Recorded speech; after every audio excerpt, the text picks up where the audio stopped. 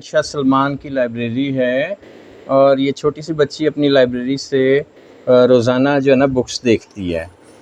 ٹھیک ہے, اس کو دکھاتے ہیں ہم بکس. یہ دیکھیں انشا سلمان, یہ لیں بک لو گے؟ لو بک, اپنی بک اٹھائیں, بک اٹھائیں. یہ دیکھیں, او انشا کیسی بک ہے یہ, ہے نا, یہ بہت اچھی کتابیں پڑھنی چاہیے. یہ انشا سلمان کی ساری لائبریری ہے نا انشا.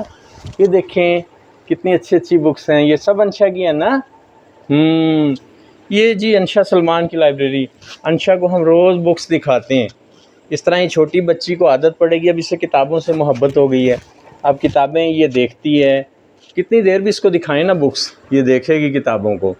تو آپ بھی اپنے گھر میں کچھ کتابیں جمع کریں اور بچوں کو دکھایا کریں. اس طرح بچوں کو بکس سے محبت پیدا ہوگی. Readers are leaders. جو قومیں کتابیں پڑھتی ہیں وہی ترقی کرتی ہیں. جیسے اس بچی کو ہم ٹرین کر رہے ہیں, انشا سلمان کو بکس سے محبت کرنا سکھا رہے ہیں, اور یہ انشاءاللہ جیسے بڑی ہوتی جائے گی کتابیں یہ پڑھے گی. عظیم نامہ سے عظیم الرحمان صدیقی عرض کر رہا ہوں. شکریہ.